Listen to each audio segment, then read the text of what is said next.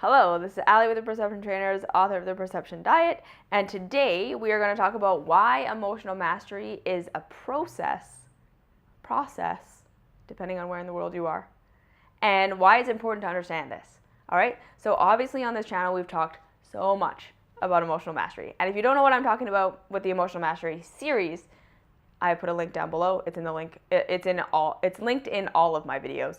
But again, we talk about on this channel so much how your emotions are your guidance system. All right. And again, I just want to give you a little bit of a background on it, just a little bit of a deeper kind of another exploration of what emotions are doing and how they're here to help you. And then I want to talk about why getting to the place where you can understand what your emotions are trying to tell you, to the point where you can, and we'll go into this, be emotionally masterful, meaning your emotions don't take over your life anymore. They don't have to be this big, dramatic, chaotic, woo, I have anxiety, now my whole world falls apart, right? That you can have anxiety, notice your anxiety, and then do something with it, productive, and not cause chaos because of your emotions. That is a process that we go through, and that is the end goal. However, to get there is not so simple.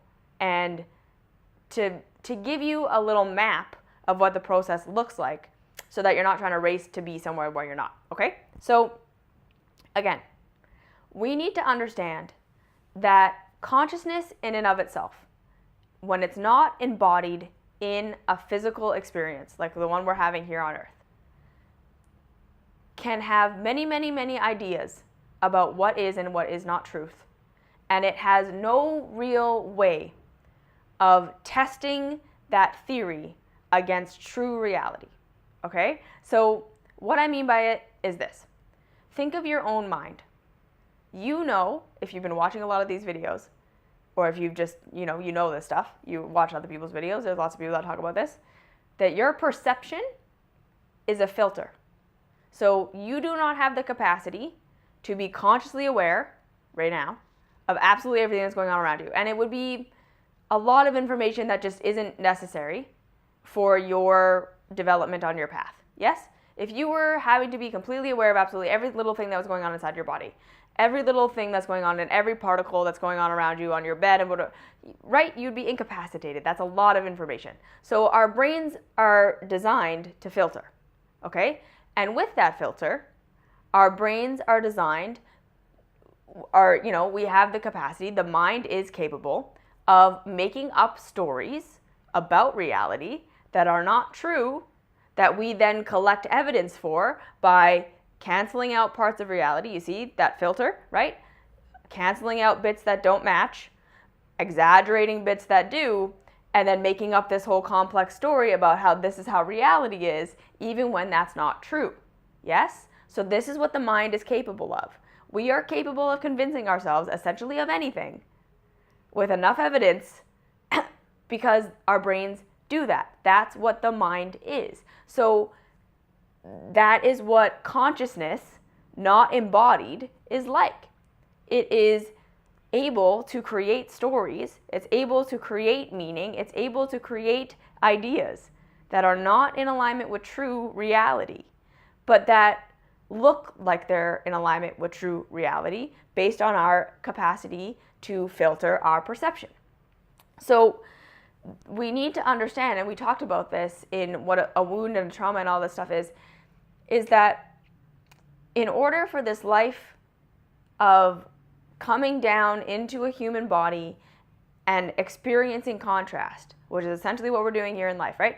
And contrast being that which is out of alignment with reality and thus causes a death cycle, or, truth, which is in alignment with reality and causes a life cycle, so causes continual growth, evolution, and change, so not dying, yes? Whereas being out of alignment with the truth causes a death cycle, recycling back and then coming back and doing it again.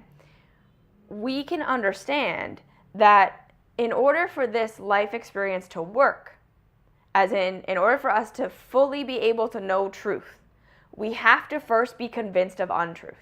So all of us that are walking around being like, wow, I have all these false ideas about myself, I have all this fear, I have all this anxiety, I have all these false beliefs about the reality. Yeah, We all do. That's the point. That's what the mind does. It is capable of being sold on anything. Now, so in order for us to experience contrast and for it to teach us about reality, we have to fully believe it. Yes? So in order to fully believe it, our minds have to be able to completely make up a story, cancel this thing out, exaggerate this thing, make up this thing, that all align with my story of how I think reality is, and so I believe it deeply. Now, if we did not have a safety mechanism, essentially, that helped us to navigate what we're thinking as being true or not, we would have, right, our emotions are kind of like a safety check, okay? With us coming into and choosing true reality when contrast and false reality is an option. So the first kind of checkpoint is the physical body. When we are out of alignment with truth, we're killing ourselves. That's what a death cycle is. We're causing harm, we're causing chaos, we're causing destruction, we're causing devolution. So if we are devolving, if our bodies are devolving, if our minds are devolving, if our life is devolving, we know we're not in alignment with truth. That's the first thing. That's the first, biggest, most obvious, clear sign that we're not in alignment with truth. The second most obvious, clear sign is that your emotions are screaming at you. Yes? They're saying, wrong, wrong, wrong, wrong, wrong, no, no, no, no, no. Now, the reason emotional mastery is so difficult for us as human beings is because we have been trained, number one, to ignore our emotions and value our intellect above everything, right? Emotions are ridiculous, right? We become this hyper-rational society. Emotions are just whatever. They're not logical, they're not reasonable, they're not rational, bleh, bleh, bleh. And the mind, that's what it is. That's reality, right? Whatever we can perceive with our mind and our five senses, that's reality. Everything else is wrong. Now, we've kind of really hooped ourselves with this way of thinking because, again, the mind can be convinced of anything.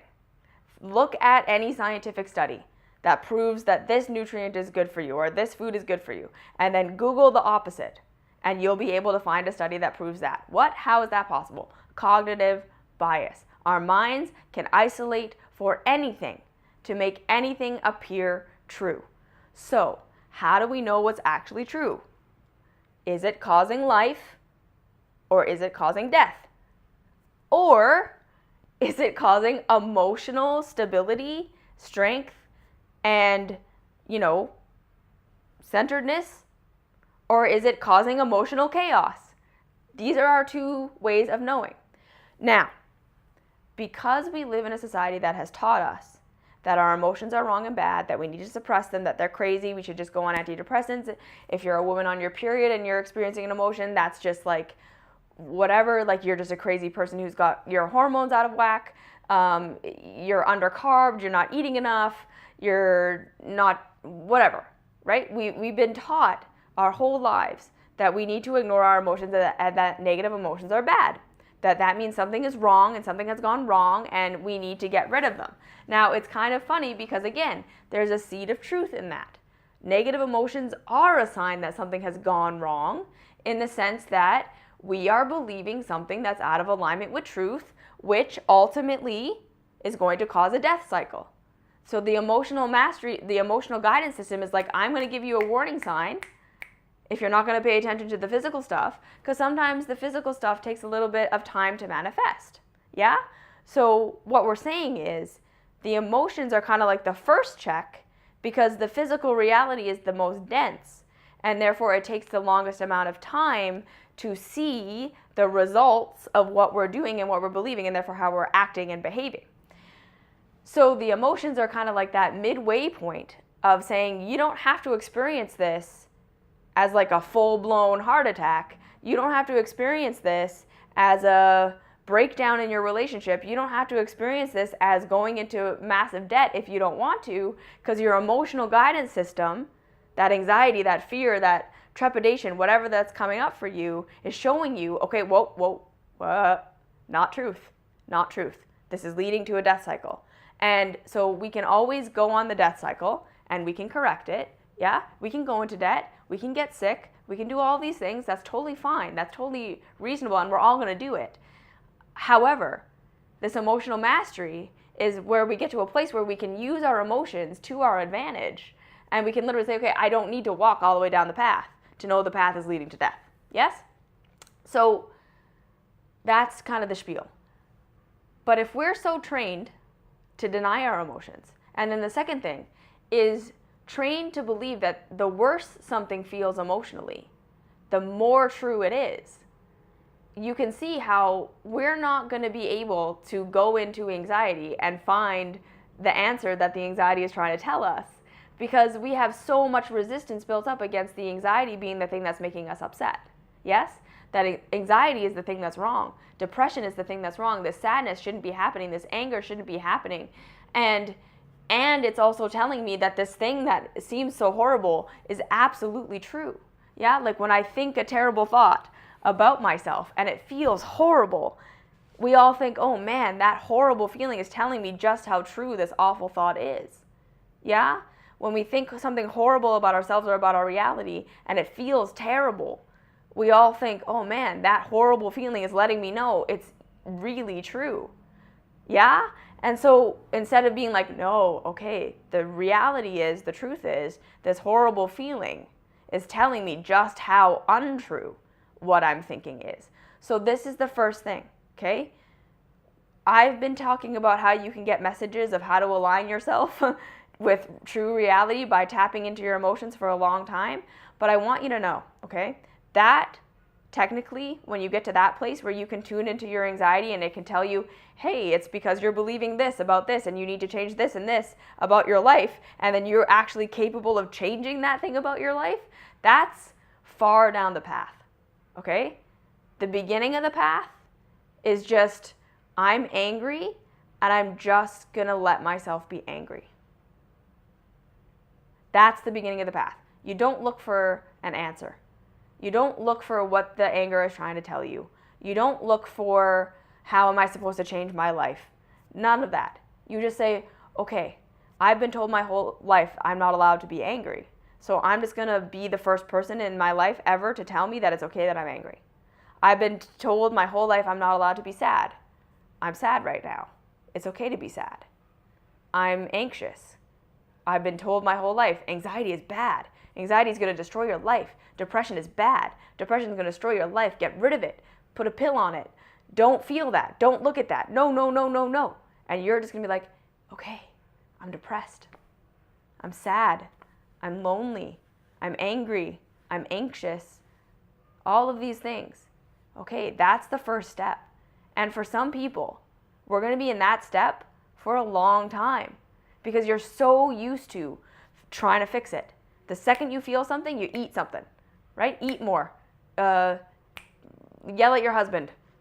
Go for a walk. Blame it on your body. Blame it on your finances. Go buy something. We're all so used to numb it out, right? Go drink. Go watch TV. Just whatever you need to do to make it not happen, right? That's how addicted we are to running away from our guidance system. So again, you're not going to sit there in your anxiety and get a message because you're so resistant to it. You're so taught, you have been taught your whole life to resist and deny and suppress your emotions. So you're not going to get a message. The first thing you're going to do is just learn to say, it's okay that I feel this way. Okay? The second thing is, once you get to a place where you're capable of saying, it's okay that I feel this way, is it's okay that I feel this way and I can still love myself even though I feel this way. All right? And this is a major block for a lot of people. Meaning, you have to be able to say, okay, I'm angry. It's okay that I feel angry. And I still like myself, even though I'm angry right now. Even if I were never to stop being angry, I can still love myself as an angry person. I can still love myself as a sad person. I can still love myself as an anxious person. I can still love myself as a lonely person. I can still love myself as a depressed person. That's the second step. So the emotion is allowed. And I'm allowed to love myself even though I have this emotion. That's phase 2. Okay, so you see how far away this is from getting a message? Yeah? Phase 2. I can like myself even though I have this emotion. This doesn't mean that I'm fucked up and broken. I love myself. Phase 3 is starting to accept that the emotion is there for a reason. That's where we start to get there, okay? I'm allowed to feel this way. I love myself even though I feel this way. Nothing needs to change for me to love myself, including getting rid of any of these emotions. I can love myself inside these emotions. Phase 3 is, okay, there's a purpose to this emotion. It's not just trying to derail me. It's not just trying to kill me. It's not just trying to make my life horrible. The emotion isn't the problem. The emotion is the symptom of the problem. Okay? That's where we start to get this. The emotion is the symptom of where you are out of alignment with reality. It is not the thing that's wrong with you. Period. End of story. Okay? If you're anxious, your anxiety is showing you where you are believing something that is out of alignment with the truth of who you are, the truth of how reality is, which is affecting how you are living, which is then causing you to be in a death cycle. That's what that means. Okay, so third phase, this emotion means something. It's helping me. It's not trying to hurt me. It's not trying to hinder me. It's not something wrong with me. It's actually something right with me. It's the same thing as understanding finally that when you have a cold and you're coughing, that the cough isn't what's wrong with you. The cough is the thing that's what's right with you, because the virus is what's wrong with you. Yes? So the virus is the false belief. The symptom that lets you know that you have a virus is the emotion. Meaning if you did not have that emotion, you would die and have no warning. That's really what this is. So we start to say, okay, this emotion has a meaning. It has a purpose. It's there for a reason. It's here to show me something. Then we can start doing the emotional mastery series, right? Where we start to lean in and say, okay, what is the emotion telling me? Where am I out of alignment? And then you're going to have to understand. So that's the fourth step, is just getting to know what the emotion is trying to tell you. The fifth step is doing what the essentially the revelation tells you to do, which is going to be the scariest thing you've ever done. All right? That's really why so few people have emotional mastery, is because the end result of figuring out what your emotion is telling you is you changing your life. It's you changing how you talk to yourself. It's you changing your self-destructive habits. It's you changing all these things to become more in alignment with life, right? It's you admitting, whoa, I've been doing some crazy chaos stuff. There was a whole bunch of things I didn't know. I was operating from wounding instead of operating from love or information. I was operating from fear, which is lack of information, instead of operating from love, which is information. I've gotten this new information, and this new information means I have to change, right? I can no longer act like a victim. This world that I've been blaming for my pain and my suffering, it's not its fault. It's my fault, in the sense that I'm strong enough now to say, okay, I'm going to be different. The world is how it is. I'm going to align with truth. It doesn't matter if the rest of the world isn't aligning with truth. They don't need to. In order for me to feel good, all that needs to happen is I align with truth. I change. I change how I'm eating. I change how I speak to people. I change my job. I change where I'm living. I change all these things that are fundamental about myself. And again, when we are working from emotional mastery, we're not going to be frantically changing our lives to try and get rid of an emotion. It's going to be, I've dealt with the emotion to the point where I don't need to get rid of it. I'm comfortable being anxious. I'm comfortable being depressed. I'm comfortable being whatever. And the emotion and all of this led me to a very specific goal that I'm working towards. I'm not going to switch jobs. I know what job I want, exactly what position I want to work, and how I'm going to get there. That's emotional mastery. And then the emotions don't create chaos in your life because you no longer are so resistant to them that you're trying to run away and do all this crazy shit that's hurting yourself to get rid of the emotion. You can be with your anxiety, you can get the message, you can make yourself more clear. But that's the process, okay? And that's why, and then you can have anxiety without having an anxiety attack where you act like it. You just have anxiety, oh, okay, anxiety, I can do my process. Here's what needs to change, I changed the thing, I don't have anxiety anymore. But I didn't need to have like a panic attack and like destroy my whole life. You see what I'm saying? Okay, so it's a process. And you're gonna start with, it's okay that I feel this way. That's the beginning. All right, so I've outlined the process, go through that. If you have questions, comments, concerns, leave them down below. Like, share, subscribe, join Patreon, do a lot of fun stuff. See you next time.